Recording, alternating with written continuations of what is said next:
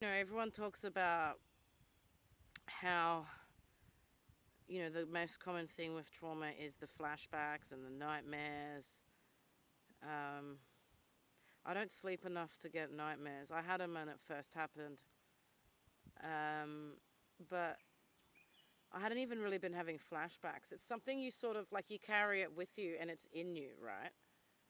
And when you get triggered, like you get reminded. But because I hadn't actually had time to process it until being alone out in nature.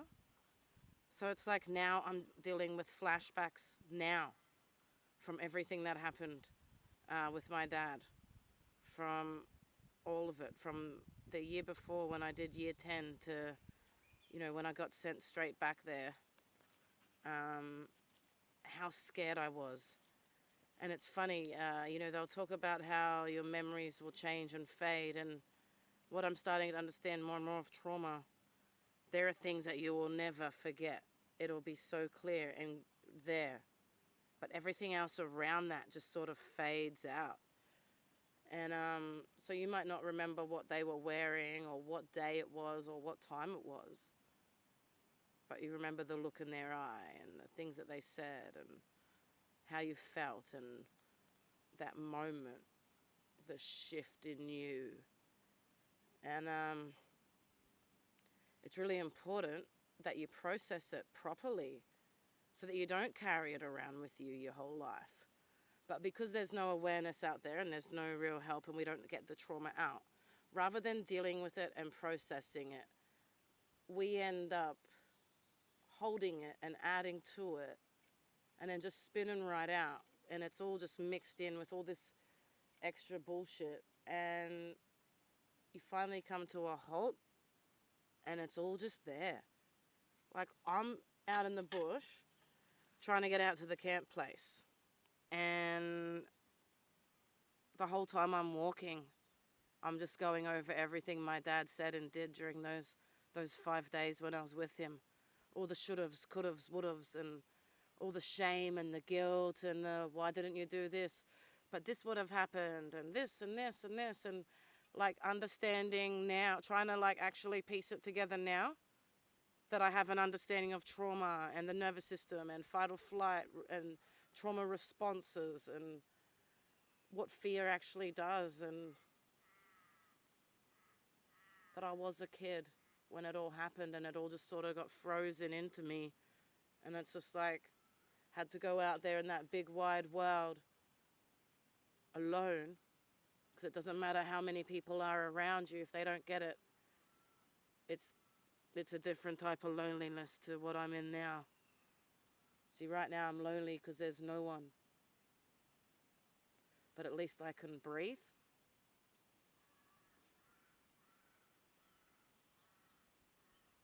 It's a different type of loneliness. People like me don't have a chance. I worked hard my whole life. I've mentioned before I did my work experience at school of the solicitors in grade 10. And then in grade 11, I was going to the court, to the open hearings after school at Southport to take notes and stuff. I wanted to be rid of people like my dad. I wanted him like to stop hurting. And I worked really hard to like be one of you, to get ignored. Centrelink didn't do their job. This is what I talk about when I say like corruption and incompetence and everything, because I had just managed to get away from him. And I'm going to put in another video the story of what happened my last day with my father and why I begged Centrelink to please never send me back. That got ignored and I got sent back to him, who was alone because my stepmom was away, and he decides that's the moment. That's the moment that I'm ready, that he's been waiting for my whole life since I was born. Because he had it in his head that we were a fucking thing. Very sick man. I begged not to go back to. And here I am today.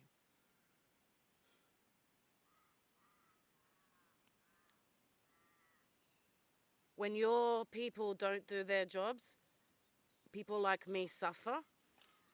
And then over time, when no one listens or cares to help, that becomes the lens we have on all of you, because you're either hurting us or you're not caring that your peers are. And suddenly you're like under a spotlight as a fucking problem because you are jumping up and down about it. I've started emailing trauma specialists outside of Australia to try and just get information.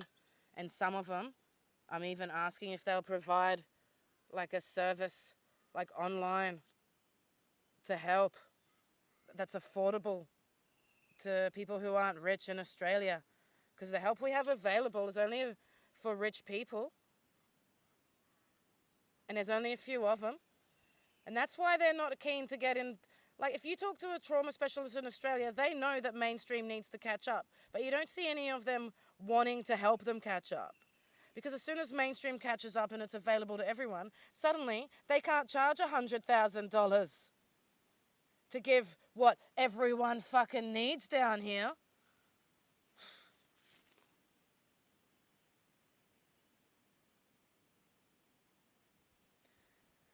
I want to find someone overseas who'll do like online, because we can do online group ones. You don't have to see the other people in the group, where you can just see the teacher, and they could actually still make a good amount of money by doing somatic work through online therapy with groups of people with trauma in Australia. Give them exercises, things to do at home, like homework, things to research and help themselves with their own symptoms. Cover different topics on the different somatic symptoms and different things around trauma and, neuroplasticity and, all the different psychotherapies around.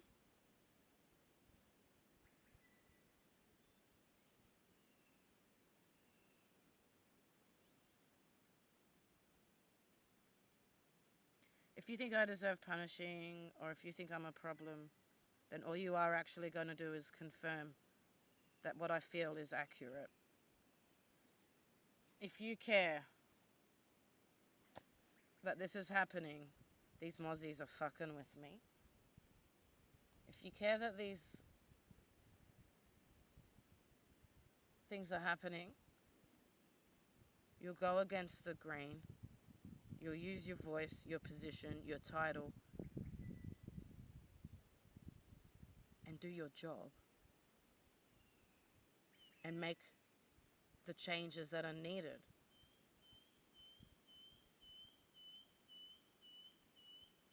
But it doesn't work that way. She's paranoid. Look at that. She went to the rally. She said this about the Prime Minister. She said this about the pharmaceuticals. Yeah, where do you think it's all coming from? I'm ready to put the Dalesford stuff up. It's taken me a very long time because of my brain, and I'm trying to cover everyone's names aside from like the police and herbalists and judges and stuff. And there's a lot of stuff. There's emails with lawyers, there's emails with the other herbalists, there's, letters with the manager, and there's IVOs and charge sheets and transcripts talking about this, that, and the other with people's names. Like, there's a lot to do, and my brain's fucked. To show you, my paranoia comes from what happened. My rage comes from what happened. The people in Dalesford didn't see this rage. They caused this rage. The people in Dalesford caused this level of paranoia because it was the icing on the cake. I went to Victoria to heal and I ended up homeless. The cops didn't do their job. The police are meant to look at both sides and get to the bottom of the truth. And if you have a sick person there who's screaming and telling you they've got evidence, your job isn't to relentlessly take that person down. Your job is to find out what really actually happened, both sides. It didn't happen that way. So if you don't want me thinking you're corrupt, you need to fucking pay attention to people like me who are having real experiences. Because it only takes a handful of experiences for our lens to be, that's it. That's how the system is. They didn't help me as a kid. They sent me to a pedo for Centrelink. The cops told me that incest would be easier because my fucking father.